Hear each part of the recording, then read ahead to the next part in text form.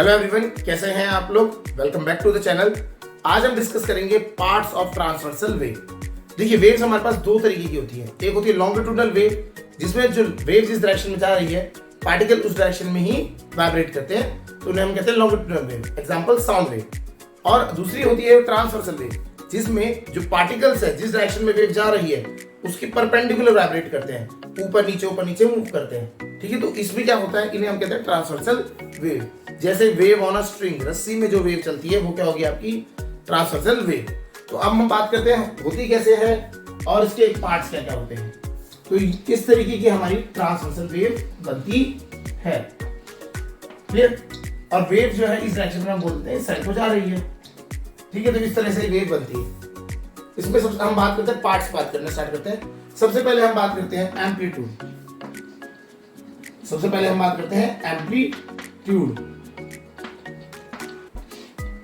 देखिए, होता क्या है, जो ये वाली लाइन है, ये जो मिड में आपको देखने को मिल रही है, इसे हम कहते हैं मीन वैल्यू। मीन या एवरेज वैल्यू होती है इससे, है ना। तो अगर आपका जैसे अगर रस्सी रही होगी तो ये बिल्कुल स्ट्रेट जो रही बीच वाली, ये मीन वैल्यू है, मतलब इसमें नॉर्मली थी कंडीशन में। अब जब वाइब्रेशन हो रहा है तो ये इसकी जो पार्टिकल्स हैं ये वाइब्रेट करके ऊपर को जा रहे हैं, ऊपर नीचे इस साइड को ऐसे जा रहे हैं। ठीक, तो ये जो ऊपर नीचे जा रहे हैं मैक्सिमम डिस्प्लेसमेंट, जैसे अगर हम बात करते हैं पार्टिकल तो यहाँ पे भी मूव कर रहे हैं ऐसे, देखिए, है ना। तो अभी ये पार्टिकल मूव कर रहे हैं और ये करते करते जब टॉप पे पहुंचेंगे तो जो मैक्सिमम पॉइंट है मीन पोजीशन से, है ना, तो उसे हम क्या कहते हैं एम्पलीट्यूड। तो maximum displacement from the mean position, displacement of particles of wave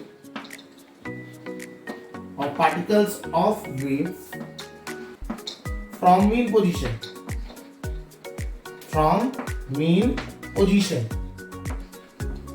इसे हम क्या कहते हैं एम्पलीट्यूड। तो मीन पोजीशन से जो मैक्सिमम डिस्प्लेसमेंट होता है वो होता है आपका एम्पलीट्यूड। अच्छा, डिस्प्लेसमेंट दोनों डायरेक्शन में, ऊपर को भी हो रहा है नीचे को भी हो रहा है। तो ऊपर वाले को जो हम कहते हैं क्रेस्ट, CREST, क्रेस्ट। ठीक है, तो हमारे लिए होता है हम जनरली ऊपर को पॉजिटिव ले लेते हैं एंड देन अदर नीचे वाले को नेगेटिव। तो मैक्सिमम पॉजिटिव एम्पलीट्यूड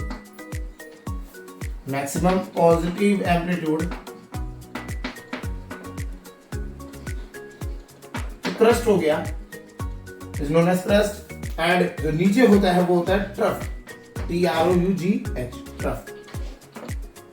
अच्छा, मैक्सिमम नेगेटिव एम्पलीट्यूड, मतलब जो नेगेटिव डायरेक्शन में मैक्सिमम जो डिस्प्लेसमेंट हो रहा है उसे हम क्या कहा जाएगा ट्रफ। तो ये हमारे टॉप पॉइंट पे जो हो गया इसे हम कहेंगे क्रेस्ट, और जो नीचे बॉटम में हो गया उसे हम कहेंगे ट्रफ। ठीक है जी, तो हमारे तीन पार्ट समझ आए होंगे। एम्पलीट्यूड क्या होता है, वो होता है पहला कि आपको जो मैक्सिमम डिस्प्लेसमेंट होता है उसे हम एम्पलीट्यूड कहते हैं। और इसमें भी दो वैरायटी है। एक है क्रस्ट, जो टॉप पे जाएगी तो उसको हम पॉजिटिव डायरेक्शन में कह देंगे, maximum amplitude in positive direction is called crust. ठीक है, नेगेटिव डायरेक्शन में हम जिसको कहते हैं ट्रफ कहते हैं, क्लियर। अच्छा, अब आते हैं नेक्स्ट पार्ट, जो सबसे ज्यादा मतलब आपको आना चाहिए।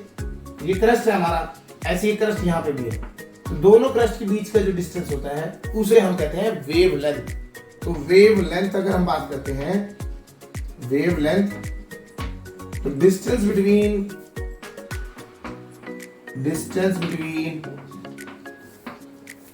टू consecutive या सक्सेसिव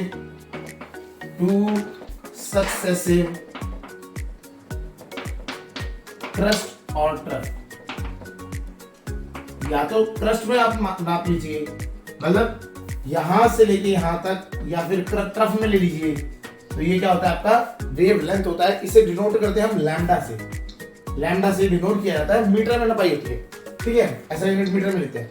अच्छा, आप देखेंगे तो यहां से ये पूरी एक वेव बन रही है, ये पूरी कंप्लीट वेव बन चुकी है।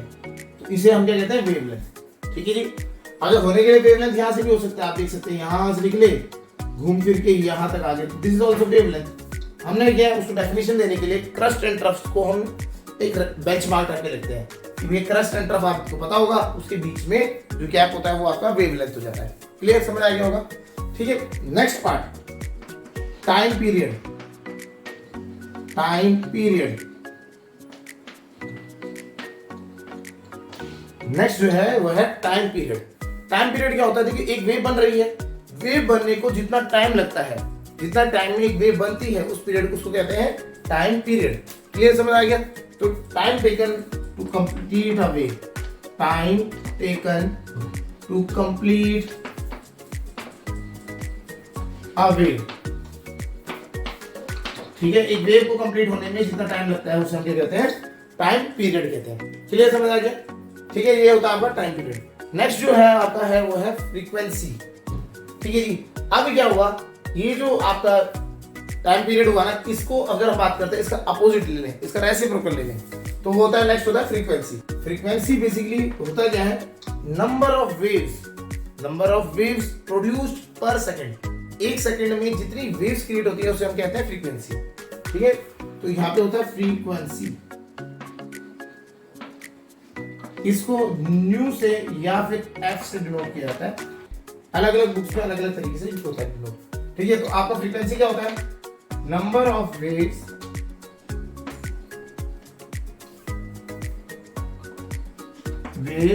Produced in 1 second, produced in a second, in 1 second लिख लीजिए। ठीक है, तो ये हो गया आपका फ्रीक्वेंसी। क्लियर? इसको हम सॉल्व कैसे, हमें अगर निकालना होता है frequency is equal to 1 upon time period, formula ये रहता है, और इसकी यूनिट होती है हर्ट्ज, है ना, तो इसकी यूनिट याद रखिएगा, 1 अपॉन टाइम पीरियड या 1 अपॉन सेकंड कह लीजिए, उसकी यूनिट होती है हर्ट्ज। क्लियर समझ आया? तो ये हो गया फ्रीक्वेंसी। एंड फ्रीक्वेंसी के बाद नेक्स्ट, जिस तरह हमने बोला कि number of waves produced in 1 second, ऐसे ही नंबर ऑफ वेव्स प्रोड्यूस्ड पर मीटर, पर यूनिट लेंथ जिसे हम कहते हैं, तो वो होता है wave number. Wave number generally के से डिनोट किया जाता है। ये होता क्या है, नंबर ऑफ वेव्स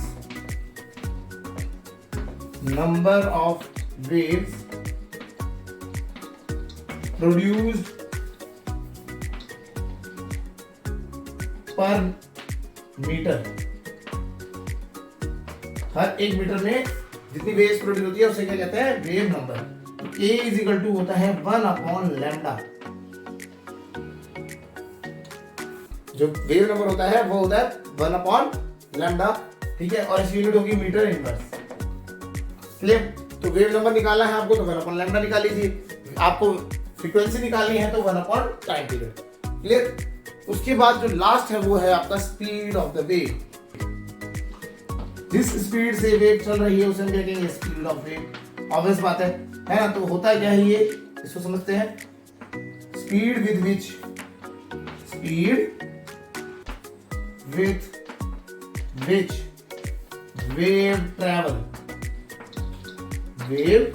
ट्रेवल्स। तो जिस स्पीड से वेव चलती है उसे हम क्या कहते हैं, स्पीड कहते हैं। इसको डिनोट कैसे किया जाता है, v से, और v का उसका फॉर्मूला क्या होता है, लैम्डा अपॉन t। ऑब्वियस बात है, वेवलेंथ अपॉन टाइम पीरियड या इसकी फॉर्मूला बन जाएगा।